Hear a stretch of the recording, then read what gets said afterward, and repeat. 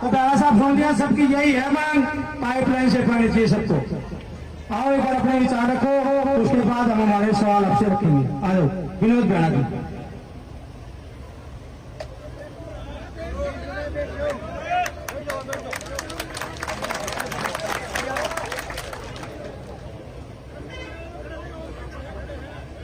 आदरणीय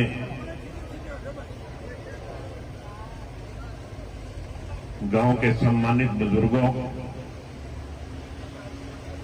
नौजवान साथियों, मेरी अति सम्मानित माताओं बहनों और बहुत ही प्यारे बच्चों, हमारे बीच में हमारे एससी साहब आए हैं पब्लिक हेल्थ के, हमारे एक्सीएम साहब आए हैं पब्लिक हेल्थ के, हमारे बिजली विभाग के एससी साहब भी आए हैं और एक्सीएम साहब भी आए हैं। और हमारे जो आपकी एक समस्या पानी की निकासी की थी, वो एक्सीएम आज गए हुए थे हाई कोर्ट चंडीगढ़, उनके एसडीओ आए।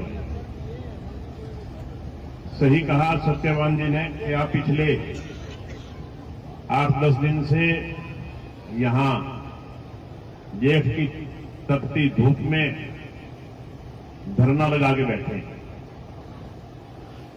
मैं समझ सकता हूं, इस तपती धूप में घर से निकलना ही बड़ा मुश्किल है और आपने यहां धरना लगा रखा है। आपकी जो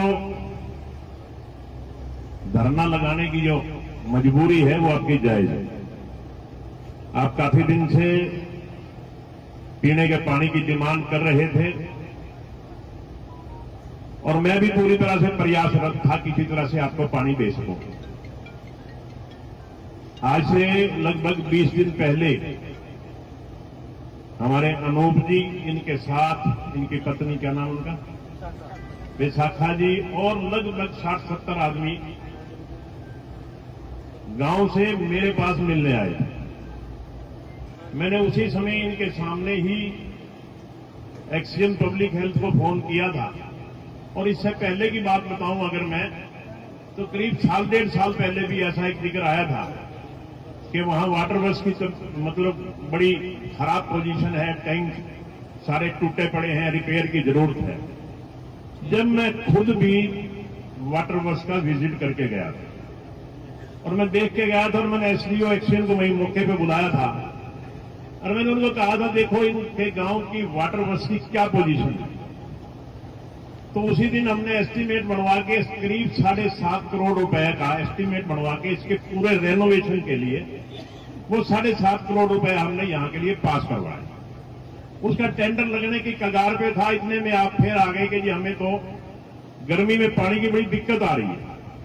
तो मैंने कहा था जी क्या समस्या का समाधान क्या है। तो जिस तरह से आपने कहा, मैंने उसी टाइम एक्सीएम को फोन कर दिया कि जी इनकी पानी की समस्या का समाधान करो। आप लोगों ने ये कहा कि भाई ये समाधान होने में तो समय लगेगा, टाइम लगेगा, मगर गर्मी तो आ गई, अब पानी कहां से पिए हम। मैंने एक्सीएम साहब को उस टाइम कहा था कि किसी तरह से भी चैनत गांव में पीने के पानी की कमी नहीं रहनी चाहिए, ये आपकी जिम्मेवारी है। इन्होंने कहा था कि मैं पानी के टैंक लगाऊंगा, गांव में पीने के पानी की कमी नहीं रहेगी। इन्होंने मुझे विश्वास दिलाया।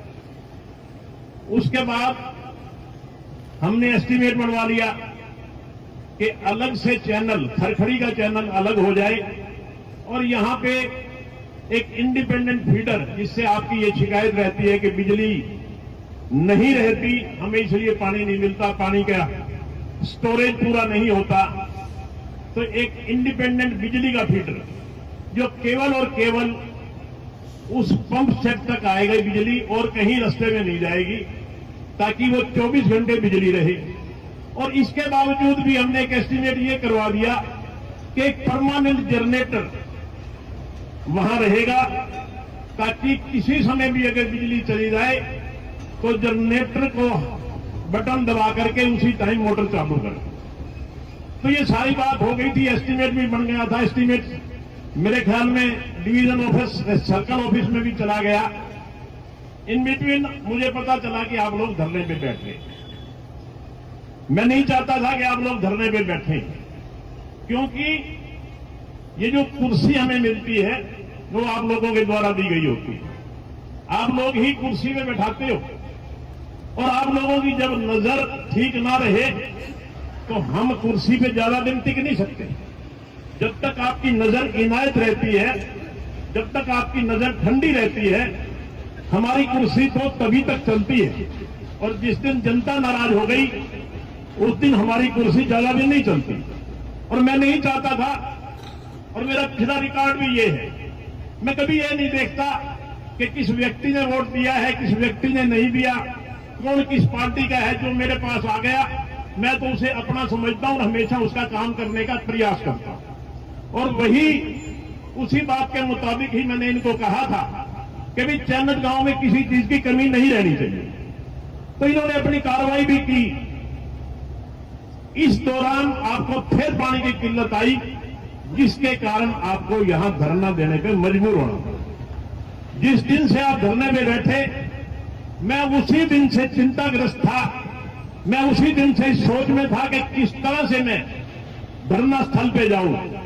मैं बार बार इधर उधर बात कर रहा था कि मैं धरना स्थल पे जाना चाहता हूं, मैं अपनी बात करना चाहता हूं, मैं अपनी बात रखना चाहता हूं। वो अलग बात है कि मेरी बात किसी को पसंद आएगी, किसी को नहीं आएगी। मेरी बात अच्छी लगे तो मंजूर कर लेंगे। तो कुल मिला के मुझे कल हरी झंडी मिली कि आप धरने पे आइए। तो आज निर्धारित समय के अनुसार मैं ठीक 12 बजे, 12:15 बजे आपके बीच में पहुंचा। इससे पहले मैं आपसे बीच में पहुंचा हूं। मैं पूरा डिपार्टमेंट से कंसल्टेट करके आया हूं, पूरी इनसे राय जान के आया हूं कि भाई अगर हमें 2 इंच 3 इंच लाइन देनी पड़ जाए तो हमें मुसीबत क्या है, दिक्कत क्या है। तो मेरे को जो बताया गया, मैं लगातार 2-3 दिन से इसी कांटेक्ट में था कि हमारे लोग गर्मी चिलचिलाती धूप में धरने पे बैठे हैं, इनकी मजबूरी जायज है, कोई शौक पे धरने में नहीं बैठता। मैंने ऊपर सारी बात की। तो ये किसी कीमत पे भी इस लाइन से जोड़ने के लिए डिपार्टमेंट तैयार नहीं हुआ। वो बोले जी बाकी जिस तरह से मर्जी उनकी संतुष्टि होती हो। मैं आपको साफ बात बताता हूं। मैंने कहा और बताओ, मेरे को प्रपोजल बताओ ताकि उनकी संतुष्टि करवा सके कि उनको पानी मिल जाएगा। तो आज मैं एससी और एक्ससी को साथ लेकर के आया हूं। इन्होंने जो मेरे को प्रपोजल बताई है, आप एक बार प्रपोजल सुन लें। उसके बाद जो मैं तो ये कह रहा हूं कि मैं तो आपके साथ हूं, क्योंकि हमारी जो कुर्सी है वो आपके कारण है। अगर हम कुछ हैं तो जनता की बदौलत है, और जनता के बिना हमारे पल्ले कुछ भी नहीं है। साथियों, इन्होंने जो प्रपोजल दी है मेरे को कि हम अलग फीडर, लगभग 1 करोड़ रुपए का एस्टीमेट है, हम अलग फीडर बाडोपट्टी से लेकर के आएंगे और वहां से हम सिर्फ और सिर्फ जो आपका पंप सेट है वहां बिजली आएगी और रास्ते में कहीं बिजली सप्लाई नहीं होगी। एक परमानेंट जनरेटर वो आपकी साइट पे रहेगा, जैसे ही बिजली जाएगी आपका जनरेटर रहेगा। आपकी 3 गांव की प्रपोजल है, खरखड़ी, चैनत और मेजर, जिससे आपके पानी के टैंक पूरी तरह से नहीं भर पाते। इन्होंने जो प्रपोजल दी है कि वहां से हमारी पीछे से 12 इंच की लाइन आती है खरखड़ी तक, खरखड़ी के बाद चैनत तक ये 10 इंच की लाइन हो जाती है, और आगे 6 इंच की आगे 6 इंच की लाइन है। तो हम खरखड़ी को बीच में से हटा देते हैं, खरखड़ी की लाइन अलग दे देंगे, आपकी 10 इंच की लाइन रहेगी। और 10 इंच की लाइन के बाद हम मेजर गांव के लिए एक पंप सेट बूस्टिंग लगाएंगे, वो यहां से पानी उठा के मेजर जाएगा, यानी कि चैनत के पास पानी पूरा होगा और इसी तरह से मेजर में भी पूरा पानी जाएगा, आपको पानी की कोई कमी नहीं रहेगी। तो मैं तो आपको केवल इतना विश्वास दिलाने आया हूं कि मैं तो आपका हूं।